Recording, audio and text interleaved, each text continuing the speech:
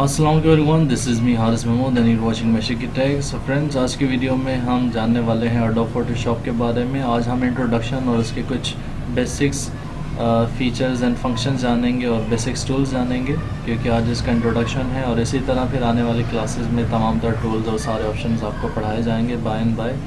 सो चलिए without wasting time हम अपनी क्लास शुरू करते हैं। सबसे पहले ये आप देख सकते हैं कि ये इसका मेन्यू बार, टाइटल बार जिसको हम कहते हैं, और ये यहाँ पे टूल्स दिए गए हैं एडोब फोटोशॉप के, जो कि हम आने वाली क्लासेस में तमाम टूल्स का यूज़ पढ़ेंगे। और इसके बाद फिर आ जाते हैं यहाँ पे ये कलर पैनल, जिसमें स्वैचेस एंड कलर्स काफ़ी सारे ऑप्शन मिलेंगे और हम इनका प्रैक्टिकल यूज़ पढ़ेंगे। और आप इनको अलग अलग कर सकते हैं, और अगर आप इनको हटाना चाहें तो ये क्रॉस करके आप हटा भी सकते हैं।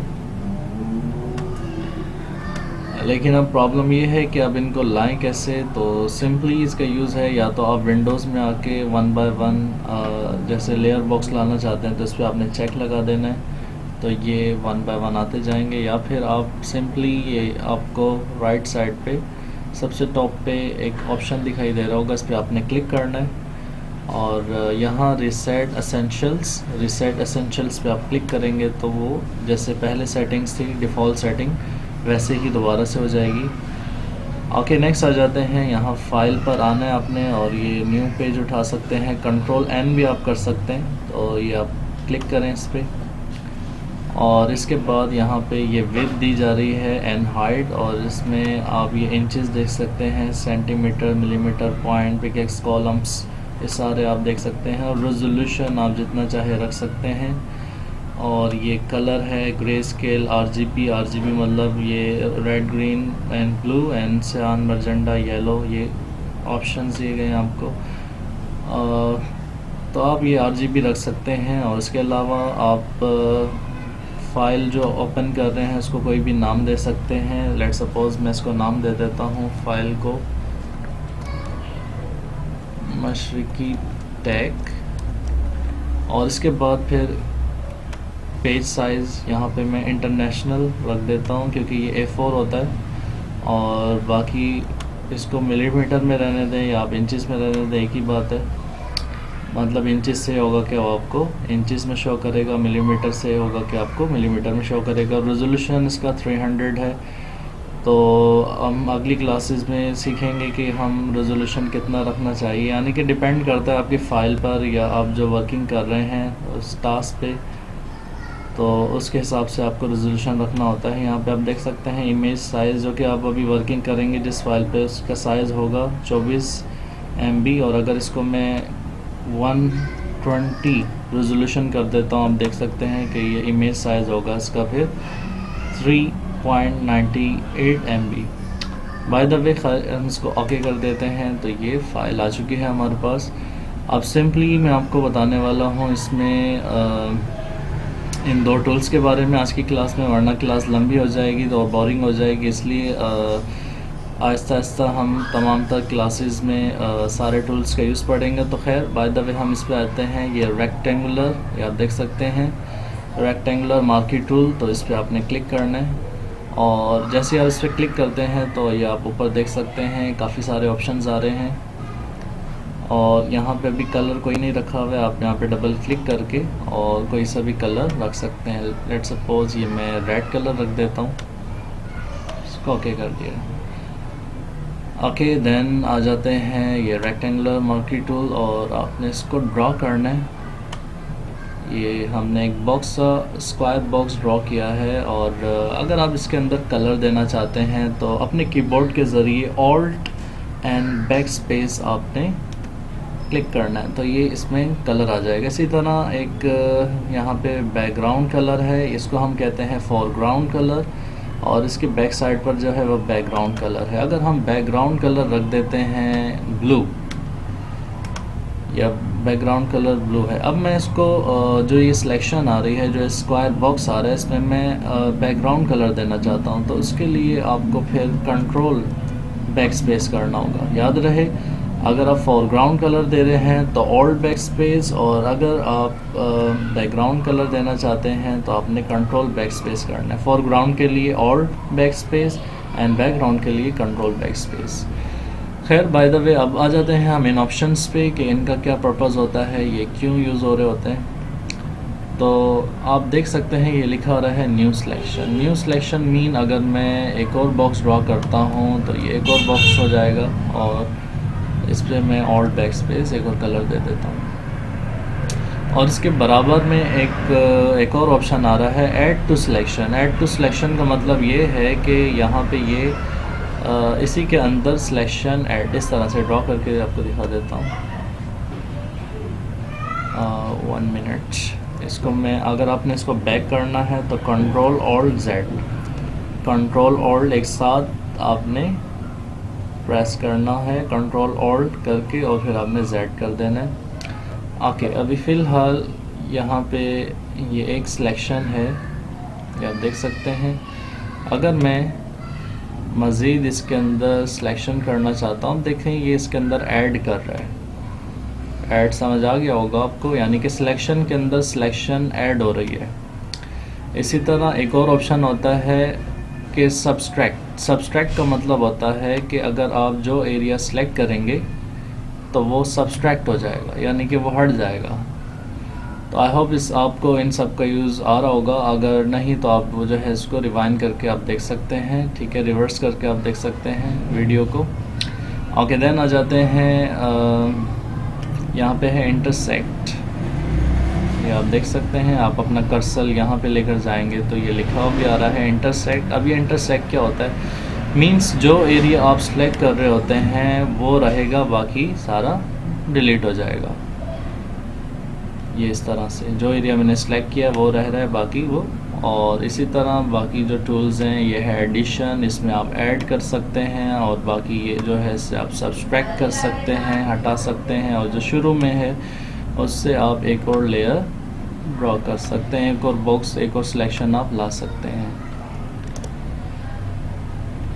ओके, इसके बाद आ जाता है फीदर। ये फीदर क्या होता है, इसके बारे में थोड़ा सा जान लेते हैं कि फीदर क्या होता है। अब देखें, अगर ये मैं इसका फीदर रख लेता हूँ, ये अगली क्लासेस में भी वैसे हम पढ़ेंगे इसको, जब हम कोई क्रॉप कर रहे होंगे कोई पिक्चर्स वगैरह को, तो तब ये काम आएगा। खैर ये मैं सारी सिलेक्शन हटा रहा हूँ। कंट्रोल डी करके भी आप सिलेक्शन हटा सकते हैं। हम आ जाते हैं यहाँ एलिप्टिकल टूल। ये सारे सिमिलर एक ही तरह के टूल हैं, और ये मैं एक ऑयल शेप यहाँ पे राउंड शेप ड्रॉ कर रहा हूँ। अगर आप शिफ्ट के साथ ड्रॉ करते हैं तो ये प्रोपोर्शनली उसी शेप में आपके पास ड्रॉ होगा।